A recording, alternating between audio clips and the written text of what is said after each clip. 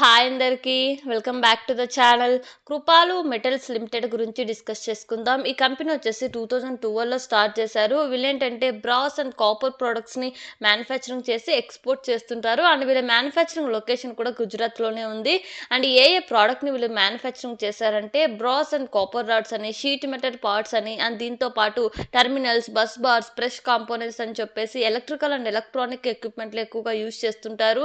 And అంతేకాదు plumbing and automotive సెక్టర్స్లో use చేసే all kind of ప్రోడక్ట్స్ని కూడా వీళ్ళు మ్యానుఫ్యాక్చరింగ్ చేస్తారు. అండ్ ఈ కంపెనీలో జూలై 31, 2025కి 13 పర్మనెంట్ ఎంప్లాయీస్ ఉంటే 40 కాంట్రాక్ట్ బేసిస్లో వర్కర్స్ ఉన్నట్టు చెప్తున్నారు. అండ్ వీటితో పాటు వీళ్ళు మ్యానుఫ్యాక్చరింగ్ నుంచి మీరు రెవెన్యూ చూసినట్లయితే ఎస్పెషల్లీ ఈ షీట్స్ నుంచి 62% ఆఫ్ రెవెన్యూ వస్తుంటే మెటల్ కాంపోనెంట్స్ నుంచి వీళ్ళకు 21% ఆఫ్ రెవెన్యూ వస్తున్నట్టు చెప్తున్నారు. అండ్ రా మెటీరియల్ నుంచి వీళ్ళకు 14% ఆఫ్ రెవెన్యూ వస్తుంటే సర్వీసెస్ నుంచి 1.5% ఆఫ్ రెవెన్యూ వస్తున్నట్టు చెప్తున్నారు. అండ్ దీంతో పాటు ఓవరాల్గా సేల్ ఆఫ్ ప్రోడక్ట్స్ నుంచి మీరు చూసినట్లయితే 98% ఆఫ్ రెవెన్యూ ఇక్కడ నుంచి వస్తుంది. And state wise or else location వైజ్గా మీరు రెవెన్యూ కావాలంటే కూడా మీరు స్క్రీన్లో అబ్జర్వ్ చేయొచ్చు. And coming to the financial data, revenue చూసినట్లయితే FY23లో 33 crores నుంచి FY25కి 48 crores పైగా అయితే ఇంక్రీజ్ అయింది. అండ్ ప్రాఫిట్ ఆఫ్టర్ ట్యాక్స్ చూసుకున్నట్లయితే 0.42 crores నుంచి 2.15 crores పైగా అయితే ఇంక్రీజ్ అయింది. ఎస్పెషల్లీ ప్రాఫిట్ ఆఫ్టర్ ట్యాక్స్ 2023 నుంచి 24కి చూసుకున్నట్లయితే మాసివ్ జంప్ కనపడుతుంది. బట్ రెవెన్యూలో మాత్రం కన్సిస్టెంట్ గ్రోత్ అయితే కనపడుతుంది ఇయర్ ఆన్ ఇయర్లో. అండ్ ప్రాఫిట్ మార్జిన్స్ చూసుకున్నట్లయితే ప్యాట్ మార్జిన్ కానీ ఈబిటా మార్జిన్ కానీ మీరు చూసుకున్నట్లయితే ఎక్స్ట్రీమ్లీ హైగా లేవు, కానీ but particular metal and manufacturing బిజినెస్లో చూసుకున్నట్లయితే ఇయర్తో మనం కంపేర్ అయ్యి చూసుకున్నట్లయితే ఇంప్రూవ్ అవుతూ వస్తున్నారు. అండ్ అసెట్ అండ్ నెట్వర్క్ కానీ ర్యాపిడ్గా గ్రో అవుతున్నారు ఇయర్ ఆన్ ఇయర్లో. సో ఇక్కడ చూసుకున్నట్లయితే బిజినెస్ ఎక్స్పాన్షన్ అండ్ రీఇన్వెస్ట్మెంట్ అనేది బాగా జరుగుతుంది. వీటితో పాటు రిటర్న్ ఆన్ క్యాపిటల్ వచ్చేసి 48% మెయింటైన్ అవుతుంటే రిటర్న్ ఆన్ నెట్వర్క్ వచ్చేసి 35% మార్జిన్స్ అయితే మెయింటైన్ అవుతున్నాయి. సో క్యాపిటల్ ఎఫిషియెంట్ వేలో యూస్ చేసుకుంటూ ఈ పర్టికులర్ సెగ్మెంట్లో వీళ్ళు బెటర్గానే పర్ఫామ్ చేస్తున్నారు. అండ్ దీంతో పాటు లీవరేజెస్ కొంచెం లిటిల్ బిట్ హైగానే ఉన్నాయి. అండ్ డెప్ట్ ఈక్విటీ చూసుకున్నట్లయితే 1.37 ఉంది.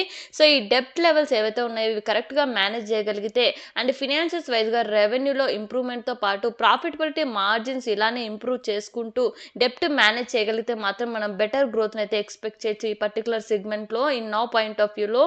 అండ్ ఐపీఓ డీటెయిల్స్ విషయానికి వస్తే సెప్టెంబర్ 8న ఓపెన్ అయ్యి 11న క్లోజ్ అవుతుంది. ఫేస్ వాల్యూ వచ్చేసి 10 per share, ప్రైస్ బ్యాండ్ వచ్చేసి 72 per share, లాట్ సైజ్ వచ్చేసి 1600 shares.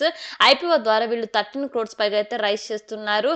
అందులో రీటైల్ మినిమం లాట్ వచ్చేసి 2,30,400 అండ్ మిగతా డీటెయిల్స్ మీరు స్క్రీన్లో అబ్జర్వ్ చేయొచ్చు.